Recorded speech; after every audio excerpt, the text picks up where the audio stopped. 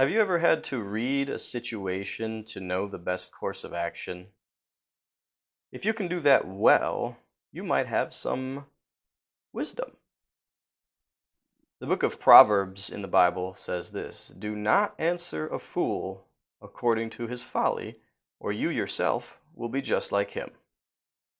That makes sense, right? It's like saying, don't stoop to that person's level. The book of Proverbs also says this: Answer a fool according to his folly, or he will be wise in his own eyes. Okay, so don't let this person keep believing or peddling this folly. Oh, and one other thing.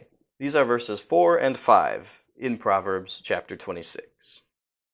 But I'm going to go out on a limb and say that if a wise king had written contradictory statements, he wouldn't have made them consecutive sentences. This truly is one of the easier ones to answer here, but it does go to show that some of these are just there for shock factor. They really are. So, you have this list of 742 Bible contradictions, and that's just there for shock factor, so that you say, oh wow, the Bible makes no sense at all. It must not be trustworthy at all. But then you actually look at them and you see that many of them require very little thinking to solve. Sometimes you don't even want to engage a fool.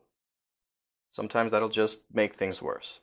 But other times it is appropriate to engage a fool, to make sure that their error gets corrected in some way. And that could be because the stakes are just too high. That could be because maybe this particular individual is not too far gone to listen to the truth. But sometimes there are different appropriate courses of action. Another thing that King Solomon could be trying to highlight here is the frustrating nature of dealing with a fool. Sometimes you just lose either way. And so that would then have the underlying advice of don't be a fool.